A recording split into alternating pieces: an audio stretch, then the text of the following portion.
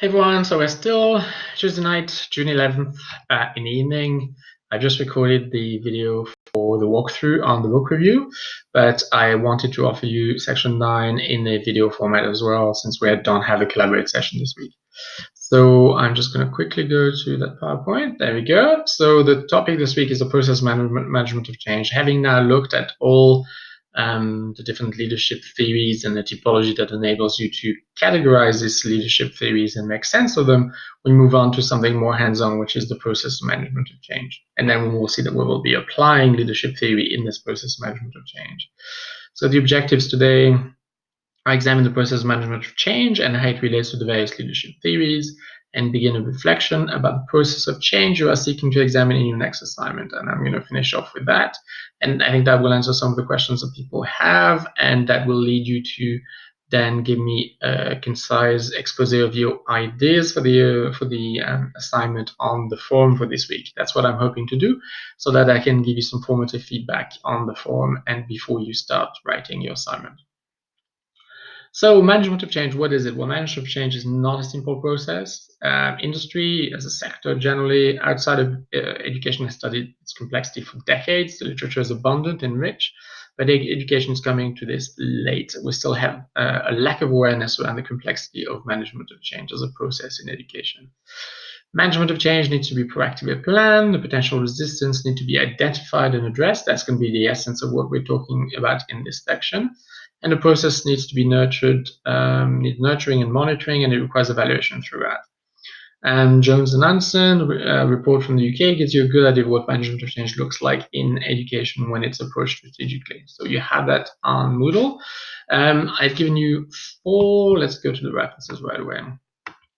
Four references that are up to date, because I felt very guilty. So you do have this first one, which is about higher ed. And then you've got two more there that are very up to date.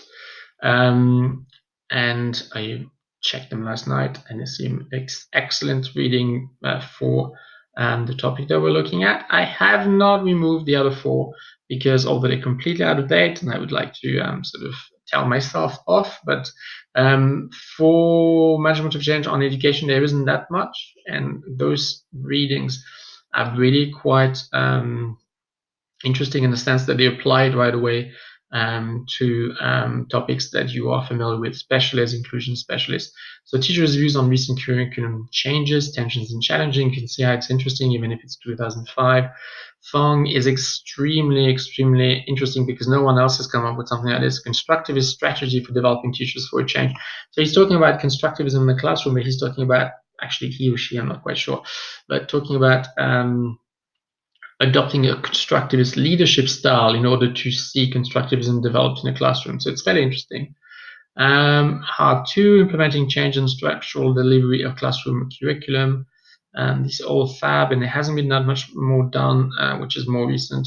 And Jones is actually like a report, so I think you're going to find it interesting because it's very hands-on, very sort of, okay, this is what we need to do to change curriculum in practice. The other three are more theoretical, but they're more up to date. So you've got a good balance there now. I feel less guilty. So I'm going to quickly jump in here because we don't really have time to, to look at the whole scope of this topic. But when we talk about management of change, we talk about resistance, and most of the literature is going to tell you that resistance is a human sort of factor. It's in human nature that we are resistant to change generally. And in organization, it gets very tangible. And so whenever an organization is trying to implement change, it has to plan ahead with these factors of resistance that it knows are there.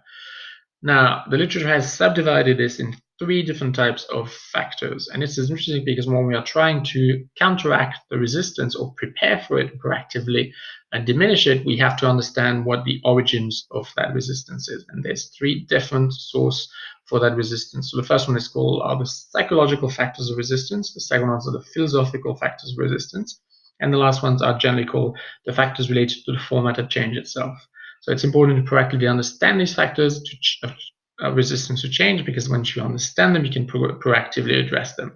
And that's what the industry has now been arguing for decades, is that we cannot successfully do change unless you plan ahead, proactively address these factors of resistance, erode them, sort of handheld hold people and monitor the process right through its end, and then at the completion sort of assess its success. And that's really what it takes for effective change. Now ask yourself if we do that in education. So let's go through them in order. They're fairly simple.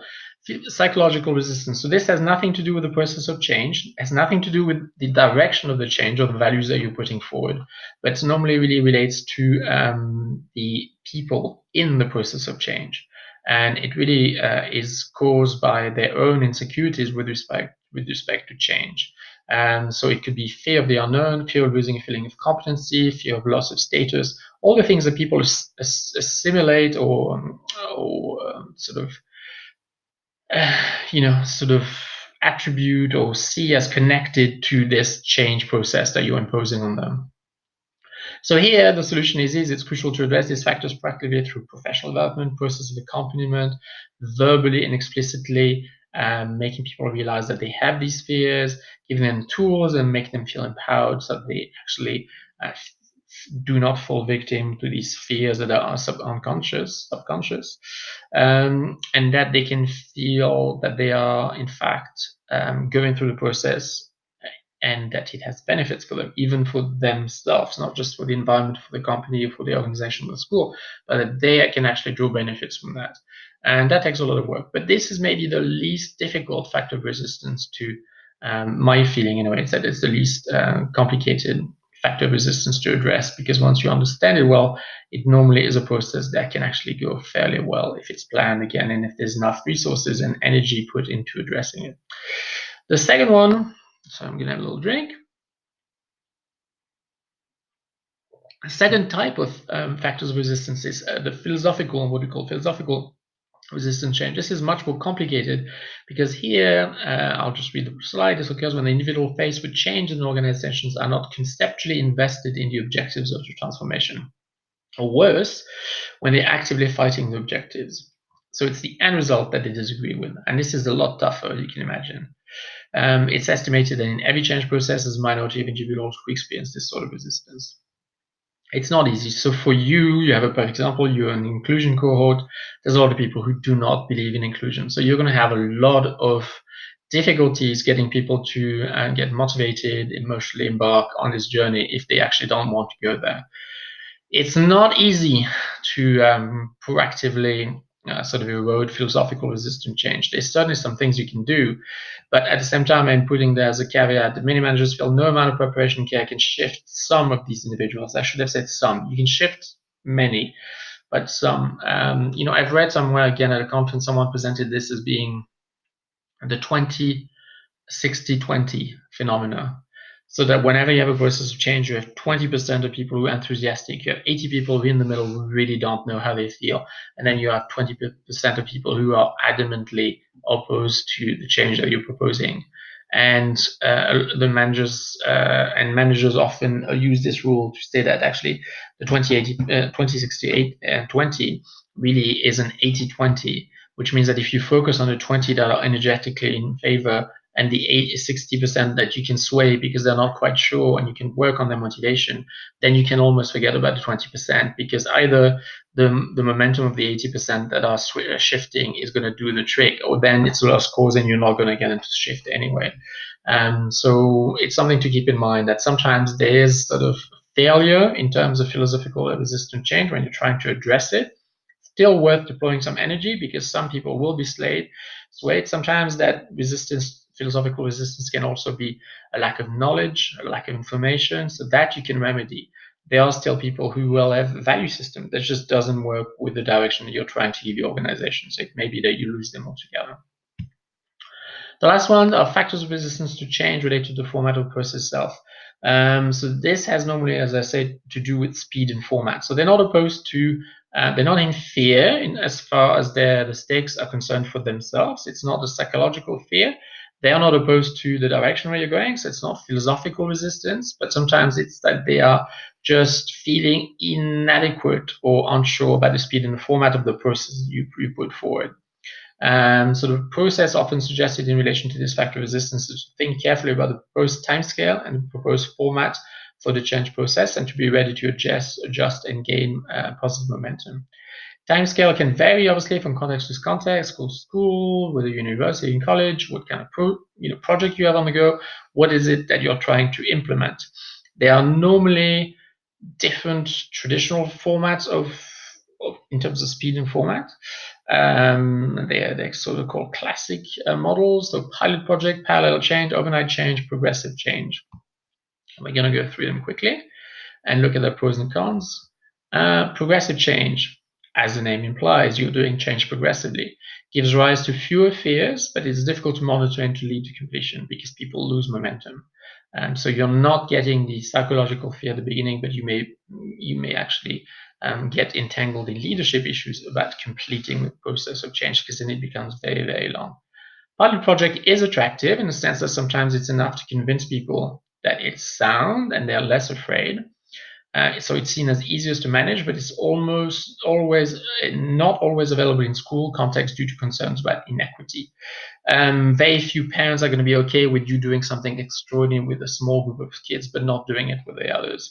So for that reason, it's very, very difficult to run pilot projects that are substantial about really considerable change, because then you will have people up in arms saying, it's not fair for the others.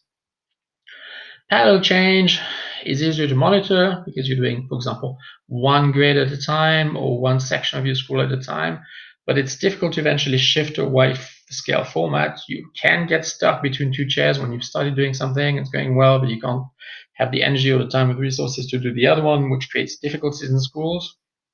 It's also difficult to implement in the school context due to concerns of equity again. Why is this grade getting this? Why is the other grade not getting it? So it does happen, but we are cautious with it. Overnight change of format gives the rise to the strongest fear, but it's also easiest to monitor and to lead to completion, because you kind of say, okay, there will be chaos, but we'll monitor chaos for that little period, and then at least the change will be made. That is unfortunately the choice that we tend to choose, the option that we tend to choose in education, and you're going to have to ask yourself whether that really works. There's no black and white answer here, but you do have to reflect on all this. And I would certainly personally put forward that this is very, very commonly used in education, and it doesn't work because there's not enough momentum, not enough resources and energy invested for it to work, and then it sort of crashes and burns, because when this is done badly, you actually are igniting all three types of resistance to change. So you've got the content for section 9, and you've got quite a few readings there. If you're interested in going a little further, before Thursday, please identify and post to form for week 9 the scenario that you'll be using for your next assignment on management of change. So you need to draw, so I'm going to read this first and then explain it a little bit. You need to give a quick portrait of the institution you will be using as context, sectors, size, history, socioeconomic, and geographical. There's so many typos there, I'm sorry. And then you need to identify the change that you need to introduce and manage. So let me be clear. We are in this assignment going to put you in a scenario where you are quickly describing an organization. You're describing quickly the sort of change that you're trying to implement, and then that's where the work begins. You are then going to try and explain to me how you are proactively addressing possibly the factors of resistance, and then next sections is looking at leaderships in terms of this process. So how are the leadership styles that we've looked at going to be applicable and useful in the context of process or management of change? So at this stage, it's not too complicated. All you have to do is imagine yourself fictionally in an environment that you will describe concisely. That's not the part of your essay. This should be no more than really a couple of paragraphs, maybe one paragraph for the context, one paragraph for the change. You don't have to justify yourself. This is purely fictional. Once you're in it, I think it will work really well. I've done this exercise several times, and it's worked really, really well. So you are completely free. Of course, you can totally inspire yourself from your work environment, but you can also go and take a couple of features from elsewhere. You can make the context as interesting as you want it to be, but try and make it detailed in at least all of the features that I've sort of mentioned there, because your analysis will have to have a little bit of detail to be able to be contextualized. So are you working in in early childhood? Are you in K-12? Are you in college setting or post-secondary? What's the size of your institution? That's going to be very important when you look at factors of resistance. What's its history? Is it a new institution, an old institution, traditional institution? It's going to have an impact on your factors of resistance. Socioeconomic and geographical setting, that too. Is it rural? Is it urban? Is it in a wealthy area? Is it in a socioeconomically deprived area? It's going to have an impact as well on your factors of resistance, and maybe on the leadership style that you adopt as well, and your links to community. So you're going to, sort of fictionally, imagine yourself in that environment. Give us a little bit of context, and then you're going to tell us, "I am a leader." So you can be specific or not. Say I'm a leader, or you can say I'm the principal of the school, or I'm the VP of this and that in a higher education context. And so I'm in the leadership team, and I need to implement a change. And so you're quickly going to describe as the change that you're doing. You don't need to justify it. This isn't an essay about the change. We're just putting you in a sort of circumstances that people often deal with in organizations. So the change is there, the decision has been made, now you have to implement it. And that's what we're going to look at, the process of management of change. What are you going to do? What are you going to deploy in terms of skills and knowledge to be able to do this successfully? So just to give you an example, it might be something to do with technology. You've decided to introduce, I don't know, Chromebooks to all your grades. You've decided to go paper free. This all related to technology. It might be something to do with more curriculum, right? So you want to move your entire school towards a more constructivist sort of approach to learning, so very much project based, and really with a very strong sort of constructivist lens. That could be it.